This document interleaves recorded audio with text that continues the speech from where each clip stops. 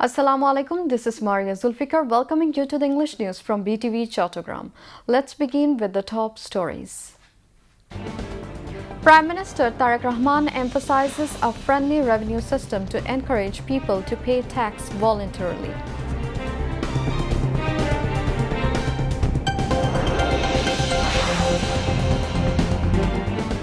New 4 BNP Standing Committee members pay tribute at graves of Shohid President Ziaur Rahman and former Prime Minister Begum Khaleda Zia.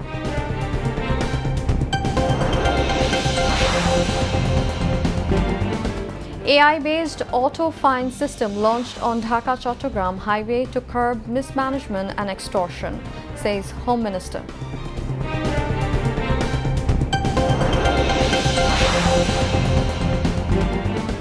Arrest warrant issued against 34 people, including former Mayor Khairuzzaman Liton, in case of crimes against humanity during July mass uprising.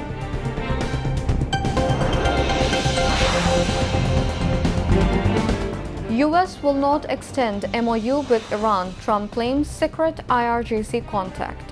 Tehran denies.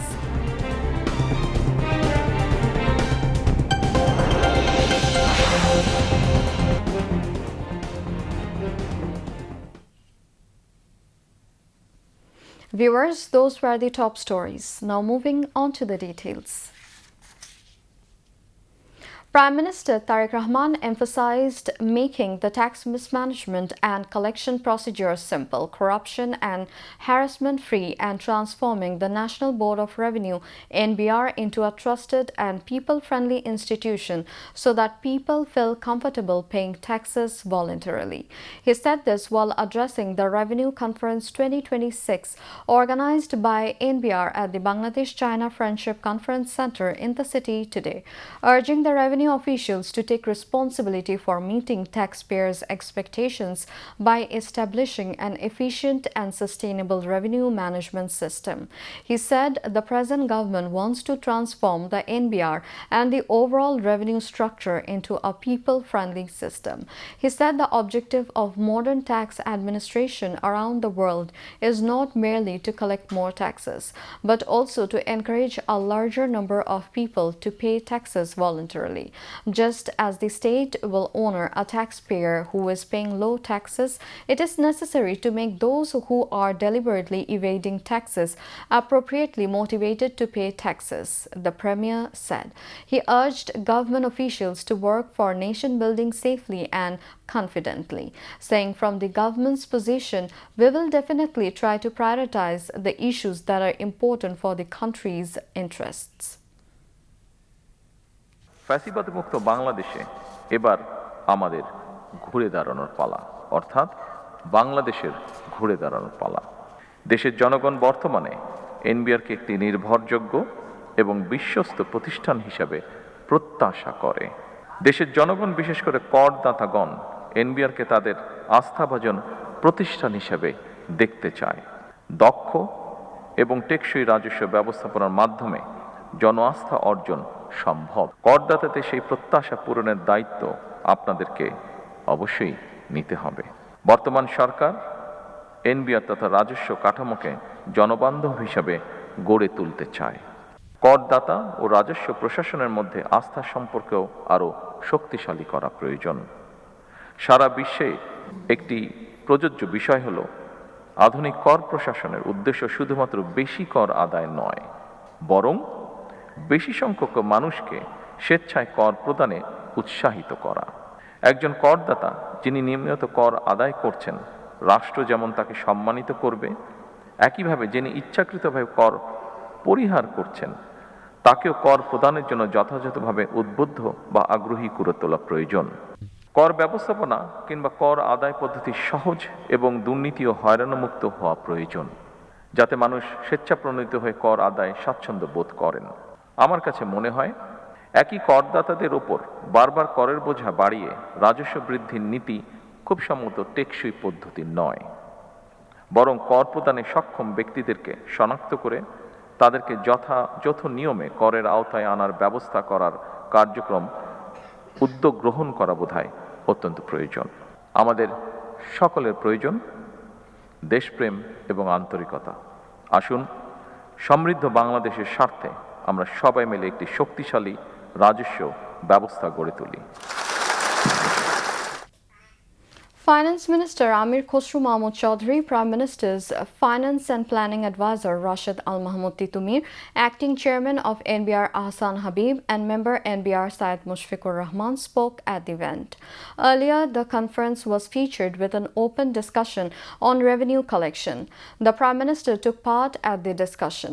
Later, Prime Minister Tariq Rahman visited NBR stalls on the Bangladesh-China Friendship Conference Center premises, where he viewed various presentations on digital screens.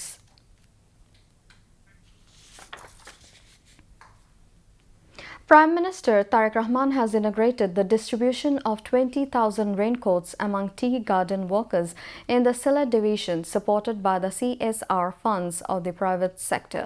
The Prime Minister handed over raincoats to 10 tea workers at the Prime Minister's office in the Secretariat today and inquired about their well-being. The initiative undertaken by the Ministry of Social Welfare aims to ensure protection against adverse weather and create a safe working environment for workers employed in tea gardens across Sylhet, Maulavi Bazar and Hobiganj districts. Under this initiative, a total of 20,000 raincoats will be distributed.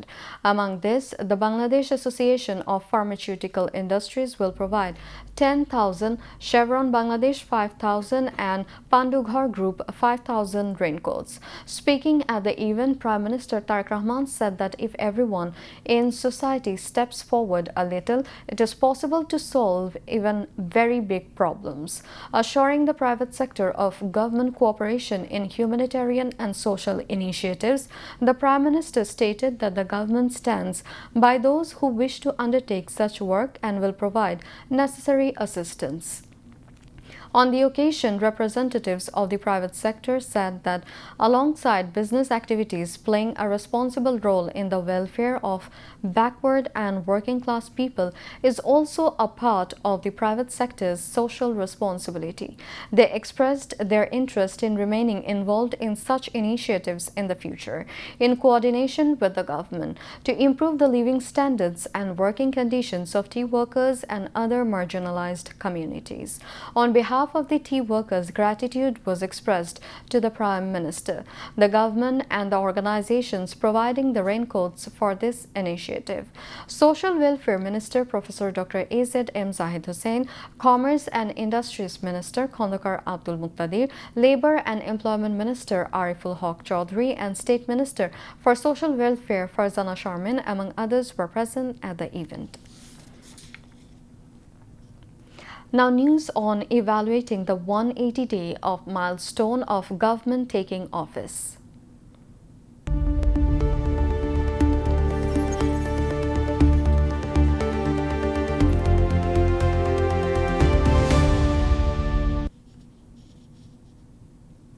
Discussions are ongoing regarding the government's activities and development initiatives during its first 180 days in office.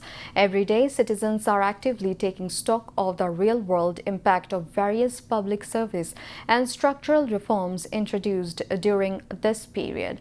As one of the primary engines of the national economy, Chattogram plays a critical role in the country's financial landscape due to its bustling seaport, industrial zones, and vast trade networks. Consequently, a large number of the government's development activities has a direct immediate impact on the lives of local residents. 6 months into the government's tenure, Chattogram residents note that they are seeing positive shifts, but they are urging authorities to accelerate the pace of visible infrastructure projects. Widespread public expectations remain heavily focused on both the actual speed of project implementation and their long-term benefits. Furthermore, the general public's expectations are even higher regarding immediate pocketbook issues, including price controls, employment generation, and the volatile market situation for daily necessities. Residents point out that reducing the cost of living alongside urban development remains a massive challenge for the administration. Ultimately, the public expects that development plans will not be limited to paper pledges, but will translate into tangible relief free for citizens' lives. One of the key social security initiatives taken by the BNP government during its first 6 months in office is the Family Card program. The program was launched to provide direct financial support to women from extremely poor and low-income families. For families who received the cards 5 months ago, the support is not just a monthly allowance. It has also given women an opportunity to contribute to their household expenses. For women who cannot earn on their own, the regular financial support helps them meet their families' needs. Prime Minister Tariq Rahman launched the Family Card program on 10th March at the TNT ground in Bonani near Coral Slum in the capital. Each family receives 2,500 taka per month. However, the government plans to expand the program beyond the pilot phase. It aims to develop the Family Card into a foundation for an integrated social protection system. According to government plans, the coverage will be expanded in the future, while the system will be linked with food, education, and other social support programs. For many women, the Family Card is now becoming a symbol of self-reliance and an opportunity to play a greater role in supporting their families.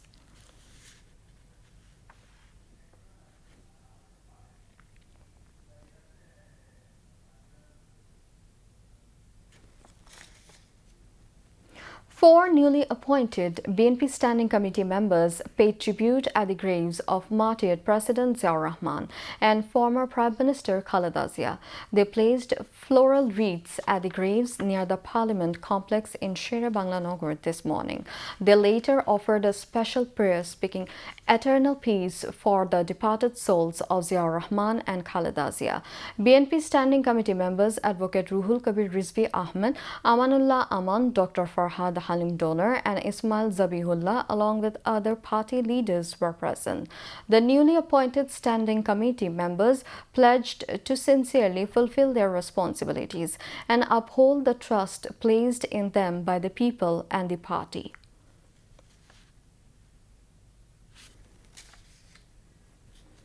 An AI-powered auto-fine system has been launched on the Dhaka-Chattogram highway to take action against traffic law violators.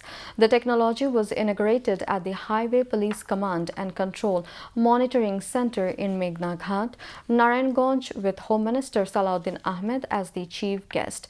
A total of 1,427 cameras have been installed along approximately 250 kilometers of the highway. This includes bullet cameras, PTZ dome cameras, long vision cameras, and AI checkpoint cameras. A total of 490 poles have been installed at different points along the highway. A data center has also been established at Meghna Ghat to store and manage information generated by the system.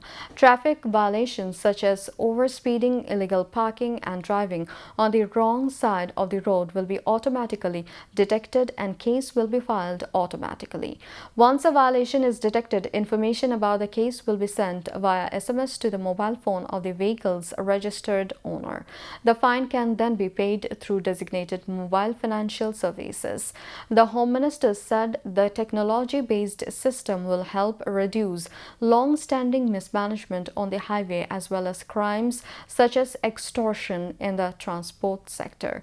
Among those present at the event were Bangladesh Road Transport Workers Federation President Shamsur Rahman Shimul Bishash, Narayanganj 3 MP Azharul Islam Mannan, Senior Secretary of the Ministry of Home Affairs Manzoor Morshad Chaudhry, and Inspector General of Police Muhammad Ali Hussain Fakir.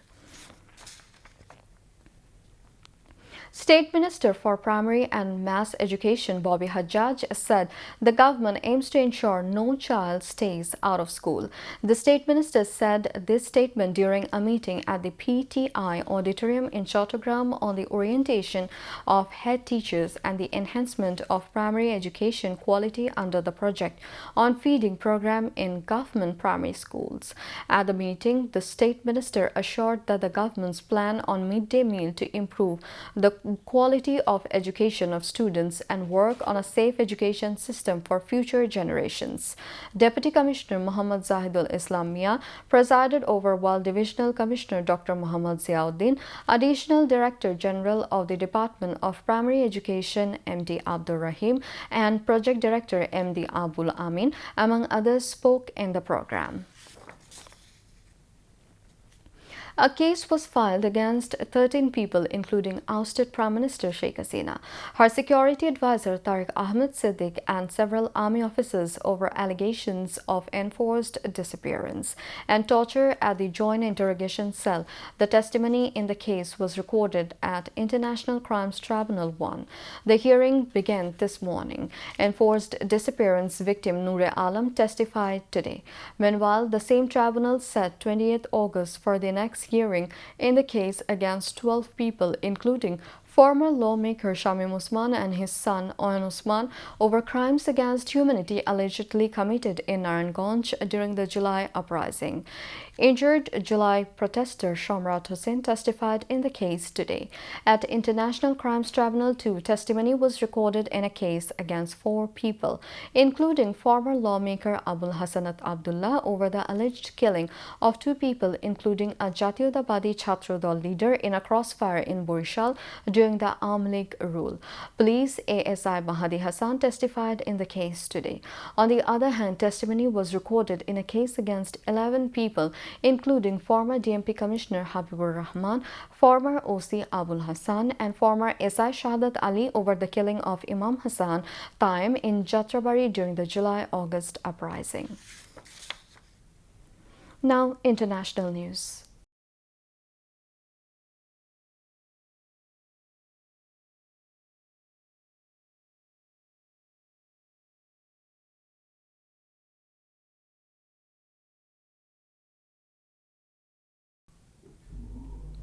Although the Memorandum of Understanding signed with Iran expires on Monday, President Donald Trump has said that it will not be extended.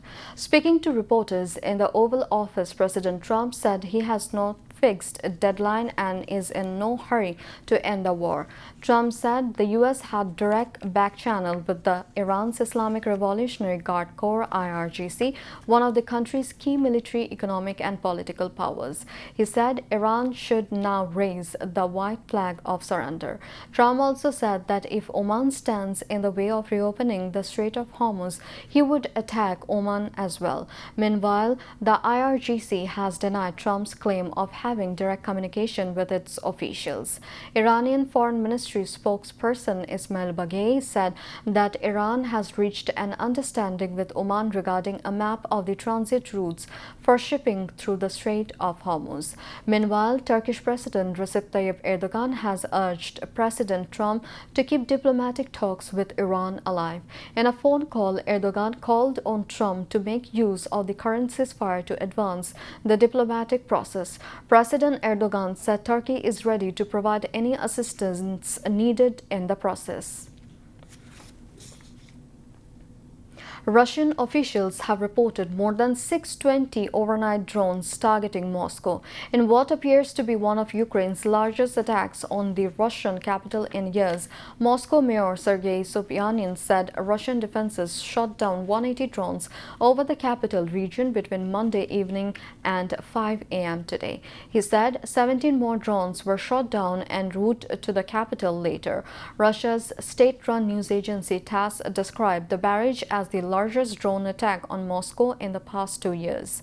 The drone attack wounded 3 people, including a 10-year-old girl, Moscow region's Governor Andrei Vorovyov said on Telegram. He said the most serious consequences were reported in the Pavlovsky Posad district, where a house burned down. Several more homes and a guest house were damaged in Bogorodsky district, he added. Security forces have killed more than 9 terrorists in separate intelligence-based operations in parts of Balochistan, security sources said today. According to security sources, the operations were conducted in Ziarat Harney and Surab districts under Operation Rad-ul-Fitna 3. The operations were conducted after security forces traced a terrorist movement between Dasht Katai and Hajika areas, sources said. According to security sources, ammunition, magazines, hand grenades, walkie-talkies, a motorcycle and other equipment were recovered from the killed terrorists.